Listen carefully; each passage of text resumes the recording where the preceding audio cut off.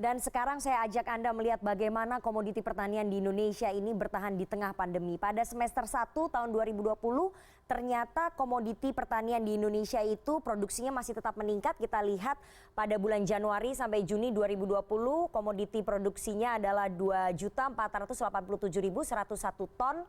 Kemudian kalau kita lihat tahun lalu pada bulan Januari sampai bulan Juni 2019, ini komoditinya adalah 2.151.373 ton. Jadi ada peningkatan sekitar 300.000 dari komoditas pertanian kita. Meskipun ada yang meningkat secara keseluruhan, tapi ada juga komoditas pertanian kita yang juga anjlok seperti sayur-sayuran, kemudian tembakau dan juga tanaman obat dan rempah-rempah. Kita lihat dulu dari sayur-sayuran. Sayur-sayuran pada bulan Januari sampai Juni 2019 ini 31.363 ton, tapi pada tahun ini semester pertama Januari sampai Juni 2020 22.451 ton, turun cukup banyak 28,41%. Itu untuk sayur-sayuran. Yang kedua adalah tembakau. Ini sangat merugikan sekali bagi para petani tembakau. Ternyata tahun lalu semester pertama Januari sampai Juni 2019 produksinya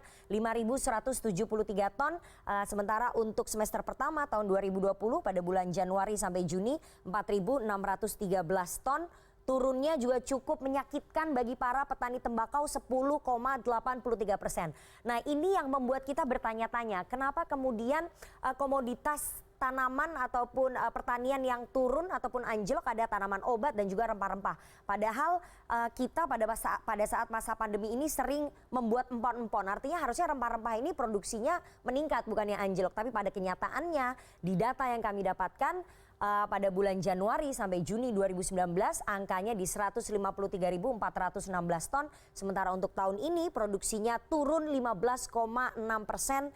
129.491 ton. Sungguh sangat disayangkan bagi para petani. Apa sih sebetulnya pemicunya komoditas pertanian kita ini turun? Yang pertama adalah pembatasan transportasi ataupun PSBB yang memaksa pemerintah daerah ini ternyata harus melakukan pembatasan transportasi sehingga distribusi sistem pangan yang berjalan di Indonesia ini diperkirakan 80% konsumen di negara berkembang mengandalkan pasar sebagai sumber pangan mereka, dan pembatasan transportasi juga berimbas pada lambannya proses distribusi ke satu daerah dan daerah lainnya. Akhirnya kualitas kesegaran produk pertanian ini berakibat pada penurunan harga komoditas pertanian di sejumlah daerah di Indonesia, sehingga yaitu tadi pembatasan transportasi membuat memang para petani ini merugi ya di tengah pandemi COVID-19. Nah, yang kedua apa pemicunya? Ternyata pandemi menyebabkan banyak sekali PHK massal atau pemutusan hubungan kerja massal yang memicu menurunnya daya beli masyarakat.